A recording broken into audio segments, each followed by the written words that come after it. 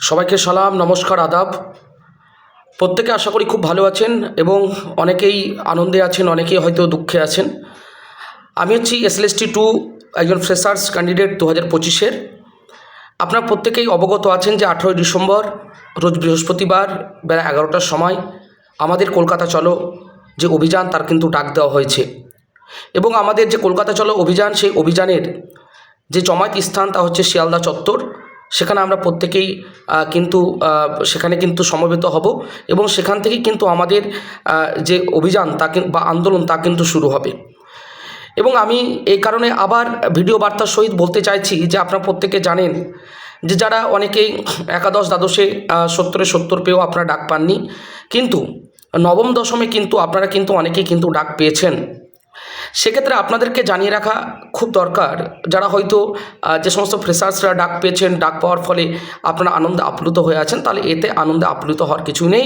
যদি আনন্দে আপ্লুত হন এবং যদি ভাবেন যে চাকরিটা আমার হয়ে যাবে, তাহলে কিন্তু মূর্খ রাজ্যে কিন্তু বাস করছেন। কারণ প্রত্যেকে আপনারা জানেন যে একটা রেশিও মেনটেন করে ডাকা হয়েছে। যদিও রেশিও মেনটেনের কথা কিন্তু সেই সময় SSC বলেছিল, কিন্তু নবম দশমের যে ডাক পেয়েছে যারা, তাদের কিন্তু আপনারা যদি তালিকা বা লিস্টগুলো যদি লক্ষ্য করেন, তাহলে আপনারা দেখতে পাবেন যে সেখানে কিন্তু কোনো রেশিও কিন্তু মেনটেন করা হয়নি, কোনো রেশিও কিন্তু দেখা হয়নি। কারণটা হচ্ছে যে সেখানে দেখা গেছে যে একজনের জন্য কিন্তু 160 জনকে ডাকার কথা, কিন্তু সেখানে দেখা গেছে যে সেখানে কিন্তু 200 জনকে ডাকা হয়েছে, 220 জনকে ডাকা হয়েছে। অনেকে হয়তো বলবেন যে লাস্ট ক্যাটাগরির তে যতজন পর্যন্ত ছিল তাদেরকে ডাকা হয়েছে, তাহলে কিন্তু কোথাও বোধহয় ভুল করছেন। কারণ আপনারা যদি সেই কল ফর ভেরিফিকেশনের লিস্টটা যদি আপনারা দেখে থাকেন, তাহলে আপনারা বুঝতে পারবেন কারণটা কেন। কারণ ফ্রেশারদের সঙ্গে চক্রান্ত করা হয়েছে। কারণ SSC চক্রান্ত করেছে। কি করে চক্রান্ত করেছে? যদি কি করা হয়, যদি বেশি সংখ্যক ছেলেকে যদি ডাকা হয়, তাহলে কি হবে, কাট অফ মার্কসটা কিন্তু নিচের দিকে নেমে যাবে। এই কাট অফ মার্কসটা নিচের দিকে নেমে গেলে কি হবে, তাহলে কিন্তু এই ফ্রেশাররা কিন্তু কি করতে পারবে না, আইনতভাবে তারা স্টেপ বা পদক্ষেপ নিতে পারবে না। তারা বলতে পারবে না যে 70-70 পেয়েও ডাক কিন্তু পায়নি। সেক্ষেত্রে আমি আরেকটা কথা বলছি যে যাই হোক, সেটা অন্য একটা ম্যাটার বা অন্য একটা বিষয় রয়েছে। তবে আরেকটা কথা বলি যে সমস্ত ফ্রেশাররা ডাক পেয়েছেন, তারা কিন্তু এই কথাটা ভুলে গেলে চলবে না যে আপনি কিন্তু 160 জনের মধ্যে আপনি আছেন। যদি 160 জনের মধ্যে আপনি হন, তাহলে কিন্তু 60 জনের মধ্যেও আপনি হতে পারেন, মানে হবেন। এ নিয়ে কোনো দ্বিধাদ্বন্দ্ব নেই। কারণ এই কল ফর ভেরিফিকেশান মানে ইন্টারভিউ ডাক পাওয়া মানেই যে আপনি চাকরি পেয়ে গেলেন, তা কিন্তু নয়, কোনোভাবেই নয়। এটা আপনারা প্রত্যেকে জানেন, আমাকে নতুন করে মনে করিয়ে দেওয়ার কিছু নেই, আপনারা সবই বোঝেন। তার জন্য আপনাকে বলছি যে আপনারা কিন্তু প্রত্যেকে কিন্তু আগামী যে 18ই যে ডিসেম্বর আপনারা প্রত্যেকেই কিন্তু কলকাতা চলো যে অভিযান, সেই কলকাতা চলো অভিযানে আপনারা পায়ে পা মেলাবেন। আপনাদের হকের যে লড়াই, আপনাদের যে দাবিটা, সেটা কিন্তু আপনারা কিন্তু তুলে ধরবেন। এবং কারণটা আপনাকে বারবার করে বলছি যে আমাদের যে 3 দফা দাবি ছিল, সেটা বরাবরই আছে।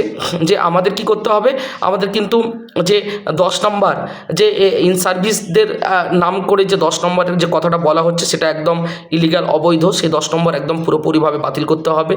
দ্বিতীয়ত হচ্ছে কি, যে 1 লক্ষ শূন্যপদ বৃদ্ধি করতে হবে। তার মধ্যে হচ্ছে 50,000 হচ্ছে একাদশ দ্বাদশ এবং 50,000 হচ্ছে নবম দশমের সিট। এবং কি করতে হবে, যে সমস্ত ক্যান্ডিডেটদের কিন্তু OMR কিন্তু পাবলিক ডোমেনে আনতে হবে। আমাদের যে এই যে দাবি দাওয়া, এই দাবি দাওয়া নিয়ে কিন্তু কলকাতা চলো অভিযান। এবং বারবার করে বলছি, এই 10 নম্বর যে বাতিলের ব্যাপারটা, আমরা যেমন আইনিভাবে লড়াই করছি, আমাদেরকে রাস্তার লড়াইয়ে নামতে হবে। যদি রাস্তার লড়াইয়ে না নামি, তাহলে কিন্তু আমাদের সফলতা কিন্তু কোনোভাবে আশা করা যায় না। আপনারা যারা ভাবছেন যে ডাক পেয়ে গেছি, আমরা কেন আর আন্দোলন যাব, কিংবা যারা ডাক পাননি তারা ভাবছেন 10 নম্বর বাতিল হবে কি হবে না, আপনাদেরকে আমি অ্যাসিওরিটি দিয়ে বলছি যে আপনারা বিশ্বাস রাখুন, আইনের উপরে ভরসা রাখুন। আইন এখনও দেশের আছে, রাজ্যের আইন এখনও আছে, বিচার ব্যবস্থা আছে। বিচার ব্যবস্থা আমাদেরকে নিশ্চিত নিরাশ করবেন না। আমরা বিচার ব্যবস্থার কাছ থেকে আমরা ভালো ফলাফল পাবো, কিন্তু আমাদের রাস্তার লড়াইটা জারি রাখতে হবে। রাস্তার লড়াই আমাদেরকে করতে হবে। সবাইকে আমার যে সংগ্রামী অভিনন্দন, প্রত্যেকে আমার সংগ্রামী অভিনন্দন রইল। প্রত্যেকে ভালো থাকবেন, সুস্থ থাকবেন এবং 18 তারিখে আপনাদের সঙ্গে দেখা হচ্ছে। সবাই আপনাদের পরিচিত বন্ধু বান্ধব থেকে শুরু করে সমস্ত পিতামাতা সবাইকে এই আন্দোলন নিয়ে আসুন। সবাই ভালো থাকবেন। সবাইকে হার্দিক অভিনন্দন এবং শুভেচ্ছা।